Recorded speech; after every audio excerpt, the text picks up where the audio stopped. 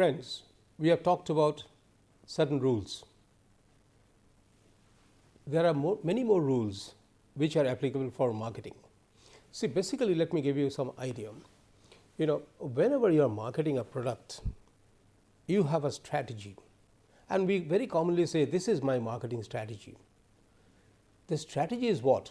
That you are deciding about the path of actions, but path of actions that you are deciding to sell your product, basically you have made a pre-preparation of that. All these rules are nothing but to pre-prepare you. You understand that for marketing, these are the things which are to be followed. And if time permits, I will give many more points later. But the thing is, at this point of time, I am just setting certain, just introducing you to certain rules. Okay? Follow them very, very meticulously, attentively, and try to see that how it works with your products or your marketing thing. Okay. Link features to benefits. Every product that you sell, whatever, whether it's a service or a product or anything, always link the features with the benefits. Okay? Features are intrinsic to the product, but the benefits is the customer's requirements problem solving. Okay? So, if the customer doesn't find that it is beneficial to him or her, then whatever best feature you have of that product, customer is not going to buy. So, never highlight your features first, always highlight your benefits first. Okay? What you want to chop your vegetables, you are doing it with a knife, okay, that's a problem of a homemaker. All right? The benefit you want to offer is, I will give you a machine which will chop it by itself, you don't have to do anything. That's a benefit. The moment you say that, then the homemaker will be interested in your product, and once the homemaker is interested in your product, because that's going to be beneficial to her, and at that point of time you just bring out all the features. Okay, this has these features, this can do so, different kind of vegetables can be chopped in this manner. So, before that chopping fast, without the homemaker's direct involvement or time involvement, is your benefit. So, you always try to sell the benefits first, okay, and link the features with it. So, here I am writing link features with the benefits, because most often we think about our object, our products and their features, and then we try to sell the features. I would say no, you link it with the benefits. Understand the distinction between the features and the benefits. I said it, features are intrinsic and the benefits are the benefit of that particular or those features to the user, because ultimately the product will be sold to an end user.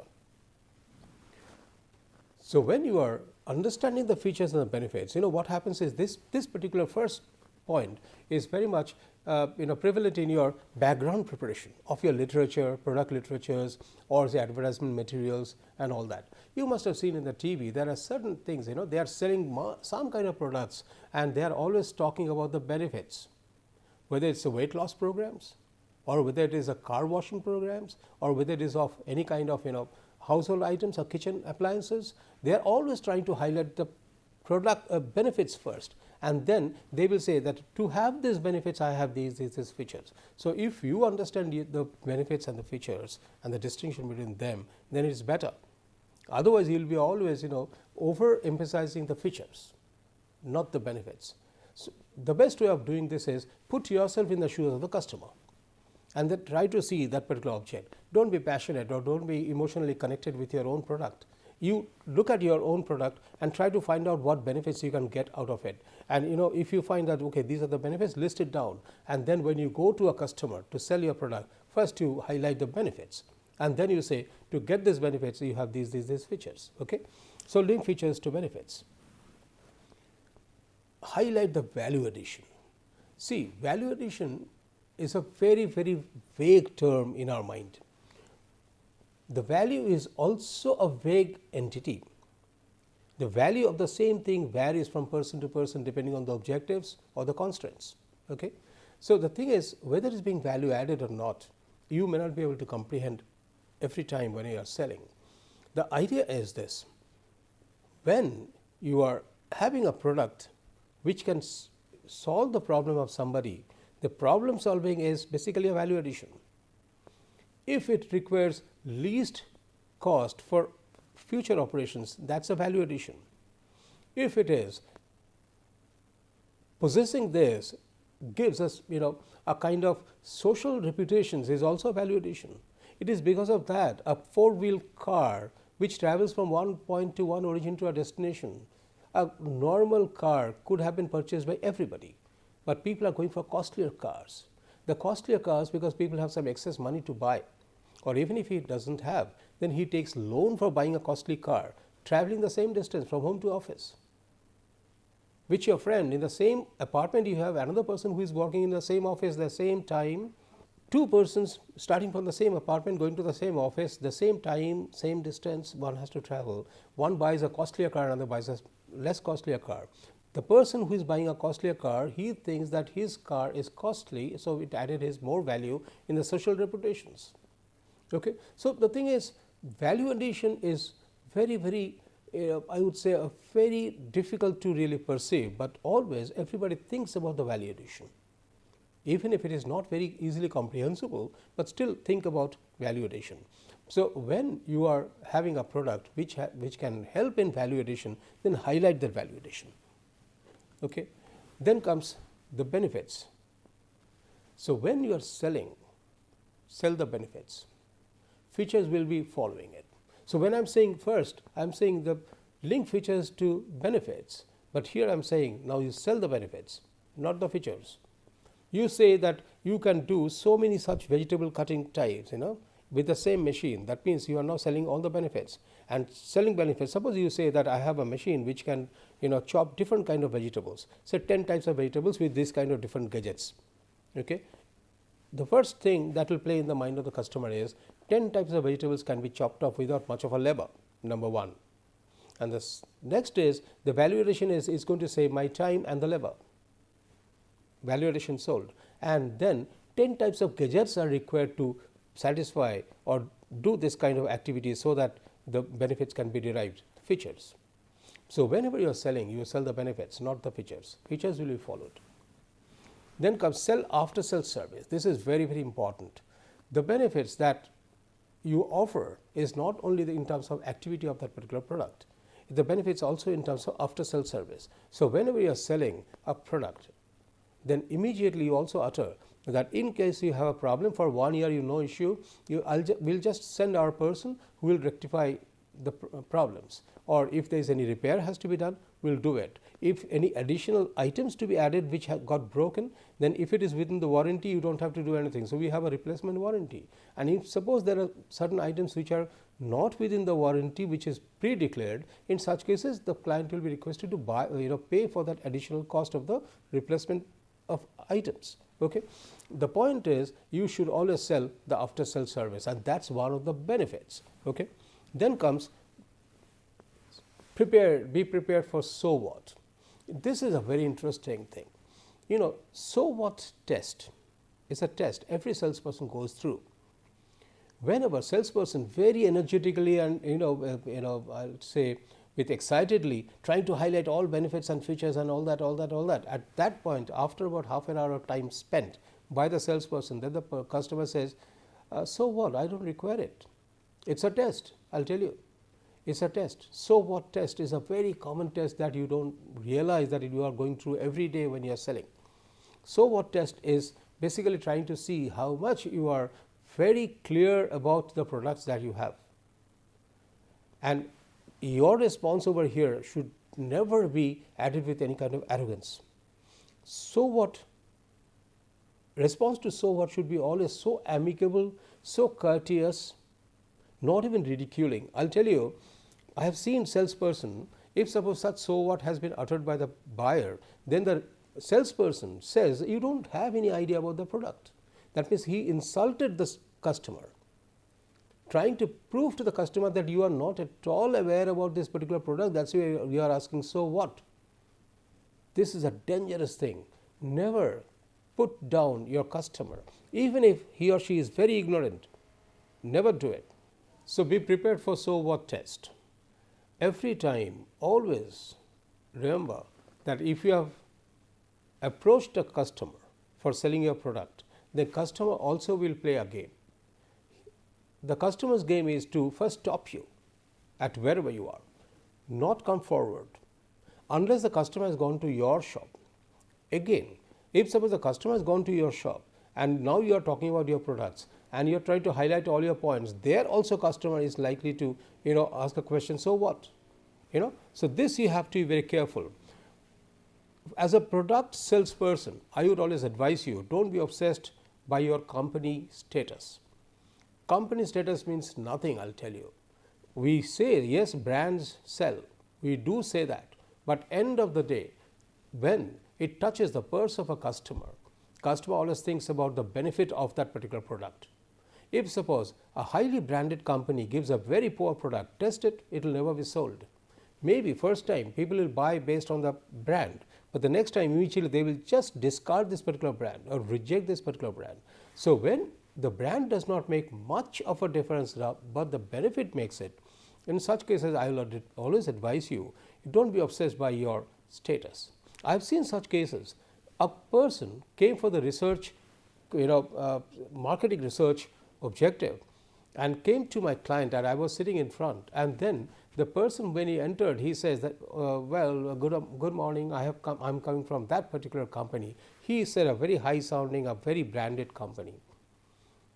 And then he requested that, can I have these data? I have been told that you have this data. Okay, what was the immediate reaction? The moment my customer or the client, he found that this person is bragging about his own status of the company, then immediately said, I had the data, but at this moment I don't have. The whole thing got stopped, the whole interaction got stopped. There was no reason why that particular person should stay there any further, because this person doesn't have the data. Okay, the person left with a little disgruntled and also very unhappy, saying, okay, could you please tell me who has the data? My client said, I don't know, but I had the data till yesterday, but today I don't have. It has been transferred from my place to another. Then the salesperson, the marketing research person left. I asked my client, you really don't have the data? He said, yeah, I do have. I said, why didn't you share? Because he was bragging about the status of his own company. If you would have been polite, if you would have been very soft and polite and sober and would have said, may I request you for certain information, I require this information, and then I would have asked him that you are from which organization, he would have said the name of the company. But the first thing he did is he was trying to be selling his company's brand, saying, good morning, I'm from this company. That means he is selling his company's brand, which I did not like. Can you understand the situation? So never be obsessed by your company status. Always be a normal person, even if you are representing a big company or big branded organization. The next rule is sell the results. If I said the benefits, also sell the results. In such cases, you sell the results, not the product. End results which will bring benefits is important. The product is only a medium through which the end results will be obtained and the benefit will be derived or offered to the customer. So sell the results, not the product. And adopt a very strong picture power. This picture power means basically you should be able to view the benefits and the results and make a pictorial representation of that. Quite often you must have seen many of the brochures, product brochures, they have sketches, they have demonstration pictures, they have sequential demonstrated pictures. Basically it's a picture power which speaks a lot of things more than writing. You give a 10 pages write up to somebody and nobody is going to read after one page. 10 pages write up talking about everything, the results, the benefits and product features and everything of that. 10 pages, nobody reads. But give them some pictures that step 1, step 2, step 3, step 10, maybe 2 pages or 3 pages. Immediately one would browse through all those. So adopt a strong picture power. So anything that you want to communicate to a customer, always try to use the picture power. Then comes that you don't talk much. I already said that you listen twice. Give twice the time than the time that you speak. Here I would say don't talk much. Let customer talk. Let customer talk more, in which customer will express their problems, requirements, demands, the budgets and everything. Give the customer more time to talk. I'm repeating, if a customer is allowed to talk more, they are more likely to sell your products. Then comes create enthusiasm. Whenever you are going for sales, it should create enthusiasm. That means the customer also should feel very eager to know more about your products. You create that enthusiasm, whether pictorially, whether by your verbal skills, whether you are through your body language or through promotional things. Basically, what happens is all these are the soft skills. And see, you keep on speaking and speaking and speaking, and the customer is listening very quietly, and many of the sentences what customer is discarding because it's meaningless to him. But if suppose you could have created an enthusiasm saying, do you have this kind of problem? In such cases, you can think of this as a solution, and the solution which will give you these benefits, and the benefits are now derived from this product which I am selling. It's the on street or on vehicle hawkers, they do this best. They create enthusiasm by their talking style. They create enthusiasm by offering some small samples given to everybody. See, out of the 10 persons he has given the sample, maybe one will buy, out of chance that none will buy, but still he has created the enthusiasm in 10 persons to ask for that samples. So create enthusiasms, and then don't use jargons. I said don't use jargons earlier. Okay, here I am saying again, don't use jargons to highlight your products, because jargons are the thing which people may not be very accustomed to, or they find it very very disgusting to listen to, because they first feel threatened linguistically. The jargons you have used which the customer may not be very familiar with. So don't ever use jargons, and be a helper, not a seller. To be a good marketing person, always try to be a helper, not a seller. You always pose as a person who has gone to help the customer, not to sell your product. And if the customer feels helpless saying that I cannot buy this product because of for constant of fund, or even saying that I don't require it, or even that I have one, I don't want a replacement. Basically, you be a helper saying, okay, you don't have to buy. You don't have to, don't try to sell your things. You say, okay, you don't need to buy now. You have it. I give an example with 3 months old purchase of 10 computers. Okay, in such cases, be more helpful, saying 3 months.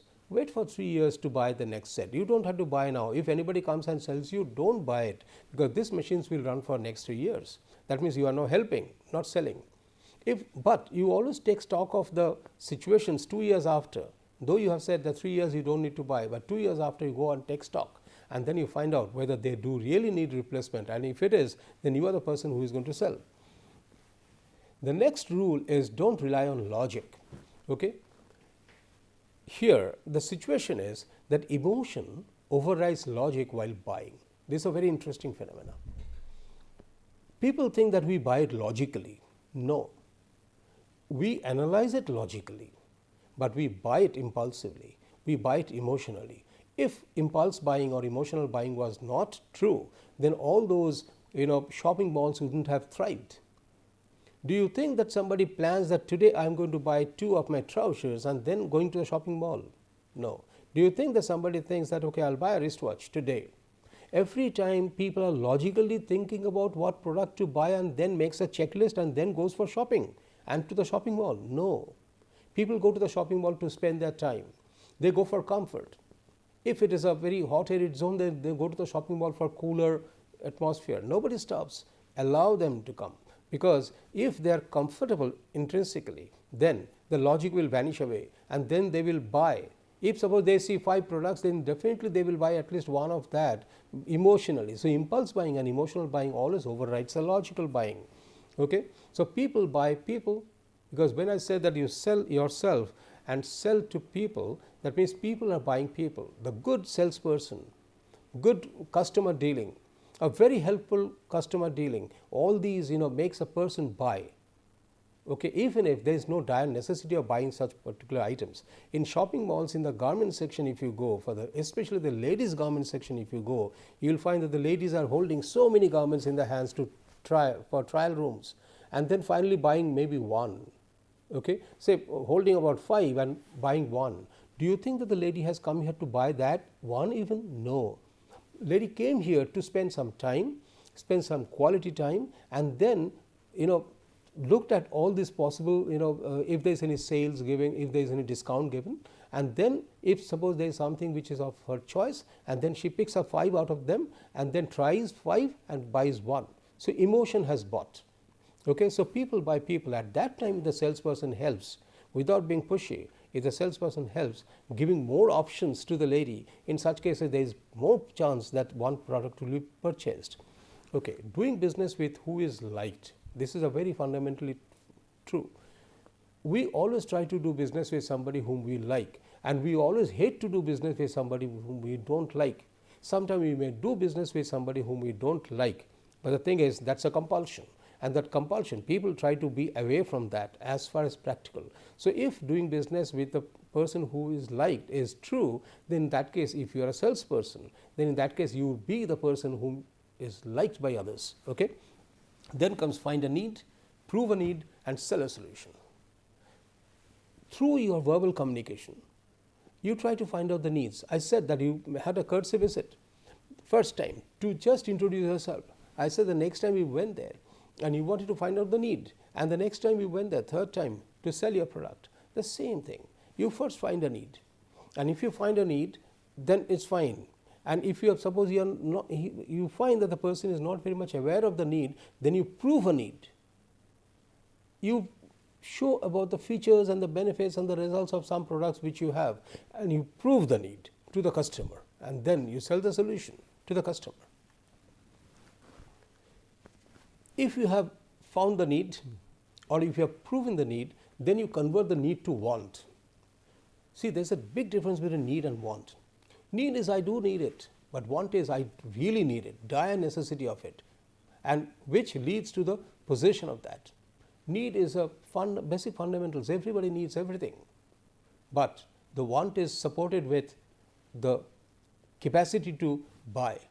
That means here I always say the need, if it is now matched with the affordability, then it becomes want, that I need it, I really need it. So, dire necessity does not necessarily compel a person to buy, but the want compels a person to buy. Convert want to buy. If suppose you have identified the need, and then you have converted to want, and then you can always convert it to buy. So, fund is not an issue in such cases. I have found quite often, whether I being a buyer or a seller, I have found the fund quite often has not been really a serious issue, but the fund is the only excuse people always give for not buying something. But frankly speaking, fund is not always an issue. Fund can be arranged. If suppose there is a real need of something and which got converted to want, then the customer will definitely find out opportunities or maybe some ways out to find out where to get the fund from. So, converting want to buy and seeing that the fund is not a problem. See, I gave an example of giving installment, paying in installments or deferring payment. Deferring payment or paying in installments, these are all things which are reducing the fund as a constraint. Then comes identify the defense mechanism of the customer. This is a very important thing which I would like to highlight.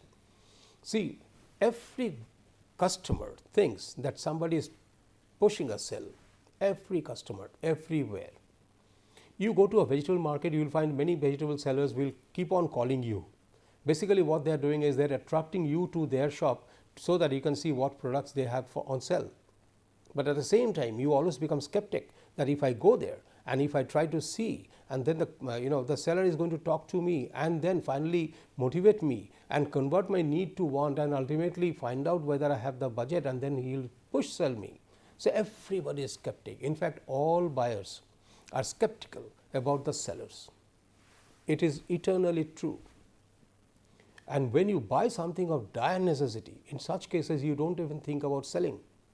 Like say when you buy a medicine, you don't think about the salesperson. Have you ever seen a salesperson in a medicine shop who is trying to sell you medicine? Never.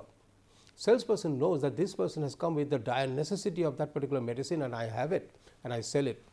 So, salespersons are the one who never goes into this kind of selling. But have you ever seen the sales representatives who are selling the medicine and basically trying to highlight the benefits and the results to the doctors?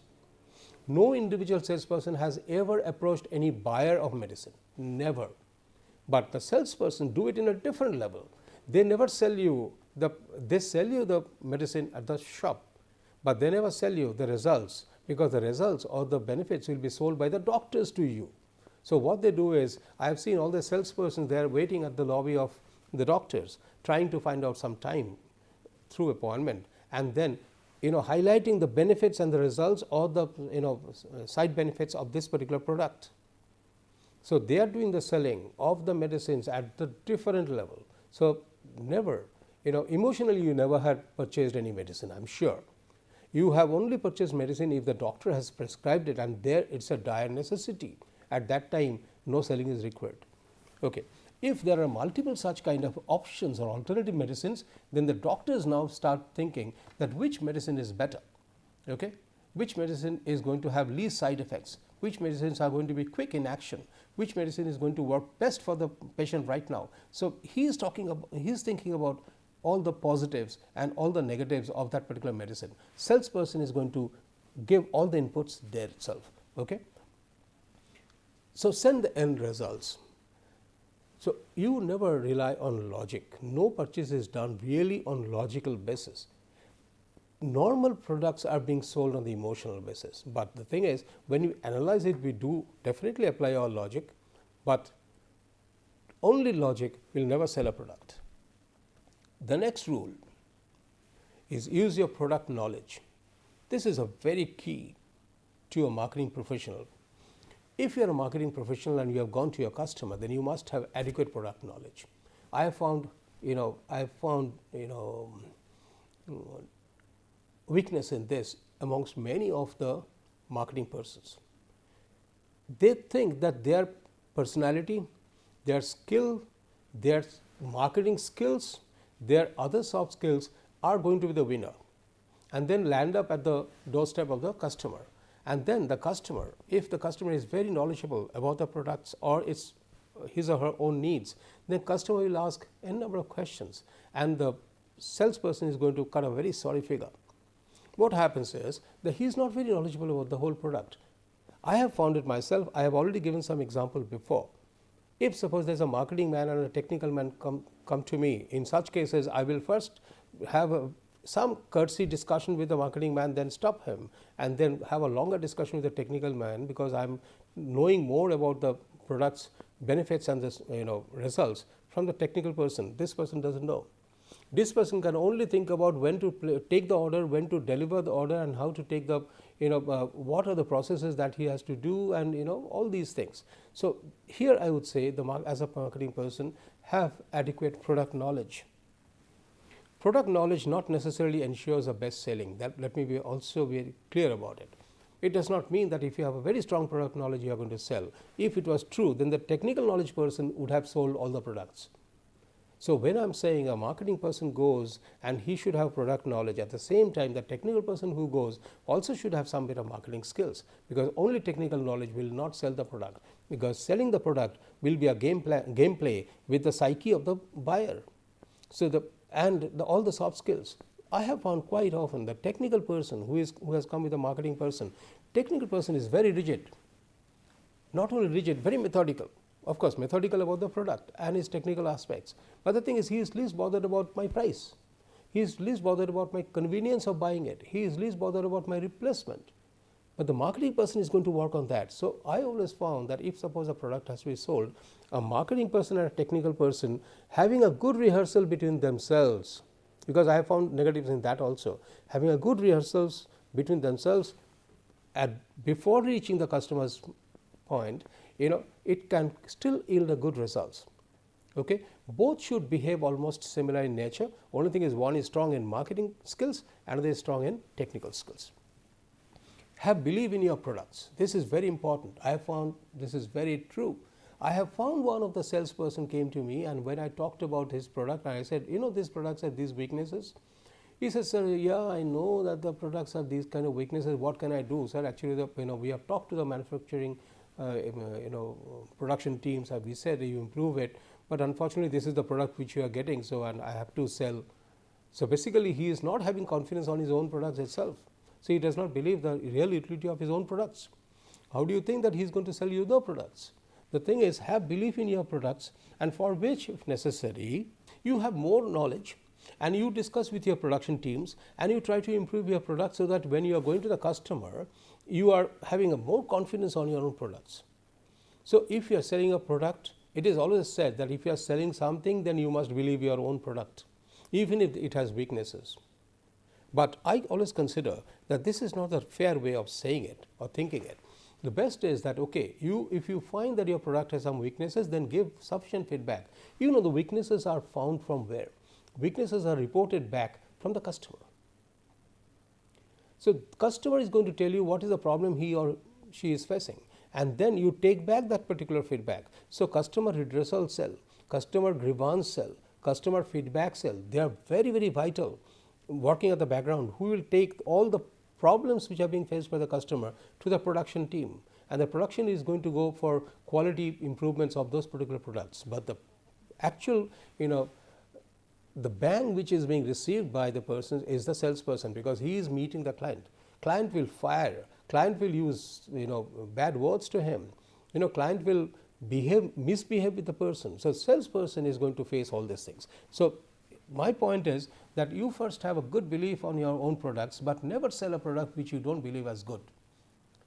Please follow this. If you want to be a good salesperson, never sell a product which you don't think you would have used yourself. If you follow this philosophy in your marketing fields, you will find that you will always be respected. You will always see that the customer will look towards you, look for you if they are trying to buy a genuine items. If suppose you have sold all those cheap items which are available in the markets, and then ultimately you sold it, and you be proud of your selling such products, knowing fully well that you are not going to use it anyway because they are bad, and the client is also knowing that, okay, this product is bad. So, client will lose respect on you, and next time when you go, he will simply drive you out. So, when I am saying believe your own products, always help your production teams to improve the quality of your product. Have confidence and credibility on your product. That means you must have good technical knowledge. You must also know the weaknesses and the strengths. Weaknesses may be there because there cannot be any product which is 100% foolproof in terms of its quality and quality. The thing is, when you are selling, you must have confidence in your credibility of your own product. Okay? For which whatever you do, all your background preparation that you do, but the thing is, never go and face a client with a weak product which you know yourself that is weak. Don't be uninformed salesperson.